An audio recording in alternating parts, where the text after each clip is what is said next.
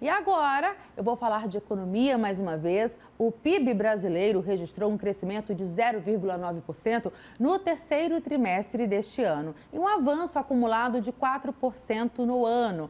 Para entender o que está por trás desses números, a gente convidou o economista Alex Agostini, já está aqui comigo. Vamos ver se a gente já consegue conversar com ele. O Alex vai explicar para a gente na prática o que de fato isso tudo significa. Alex, boa noite para você. Obrigada pela tua presença aqui no RF News. Boa noite, Juliana.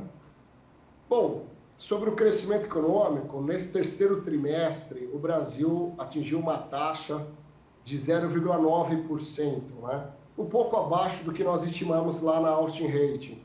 Bom, quando a gente coloca essa taxa de crescimento em níveis anuais, é mais ou menos dizer que o Brasil, se mantido esse ritmo, teria crescido 3,7% no ano.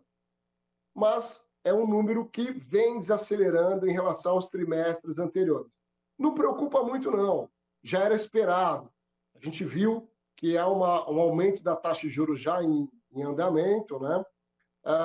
Tem aí uma situação ainda de desaceleração na agropecuária, em alguns setores, porque cresceu muito em 2023, então agora acaba crescendo um pouco menos. A indústria acabou surpreendendo, mas alguns segmentos dentro da indústria decepcionou um pouco.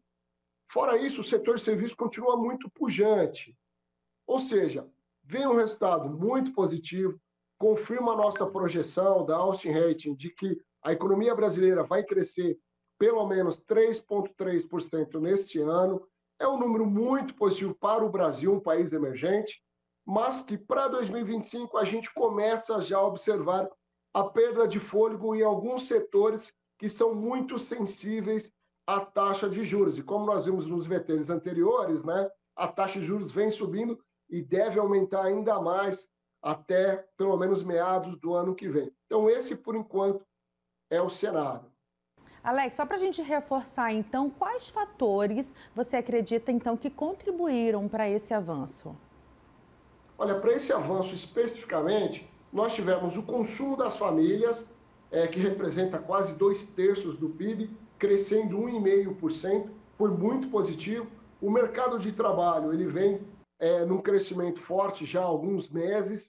Nós temos a menor taxa de desemprego desde 2012, e a renda média, ainda que seja baixa no Brasil, ela vem crescendo nos últimos anos, inclusive até com um programa de valorização do salário mínimo acima da inflação. Então, o consumo das famílias, aliado a algum momento de crescimento do consumo via crédito, de bens duráveis, como imóveis, veículos, isso tem ajudado muito a economia. Então, o setor de serviços e o setor da indústria de transformação foram os principais destaques deste resultado. Como esse desempenho se compara ao de outros países emergentes, por exemplo?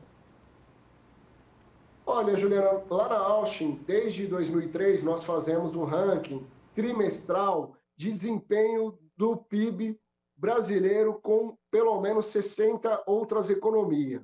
O Brasil ficou na 10ª posição agora, mas à frente dele ficaram países da Ásia, países emergentes da Ásia, ficou o México e a Nigéria, países importantes que são nossos concorrentes pela atração do investimento, ou seja, pela geração de emprego de médio e longo prazo.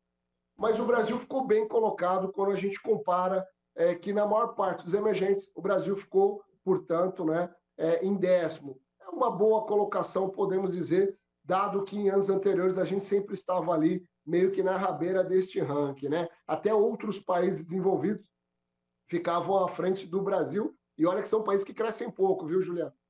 E apesar desses bons números, Alex, ainda há desafios? Quais os riscos, né, que podem frear esse crescimento? Olha, nós temos alguns desafios internos. O primeiro deles, sem dúvida alguma, é superar esse embate que tem tido do governo federal em relação ao pacote fiscal. O que nós estamos observando já há algum tempo é que a economia brasileira, ainda que ela esteja crescendo, ela vem perdendo fôlego. Então, isso afeta o nível de arrecadação.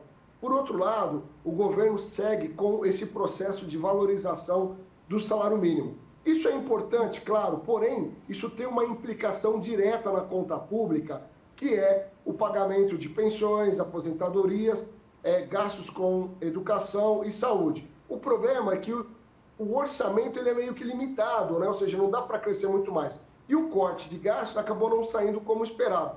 Qual o grande risco de tudo isso? É que a taxa de juros vai continuar subindo, porque a inflação ela tem ganhado fôlego, já superou a meta perseguida pelo Banco Central, então o próprio Banco Central vai ter que subir mais os juros do que o esperado.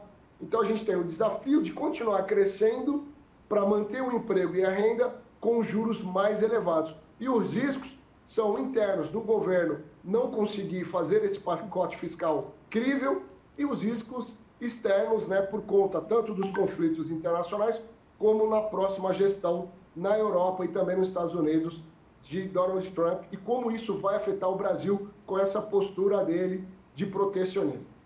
Perfeito, Alex Agostini, economista, muito obrigada pela sua presença ao vivo aqui, por traduzir toda essa notícia para o nosso público de casa. Uma ótima noite para você. Obrigado para você, boa noite a todos, até mais. Nós que agradecemos.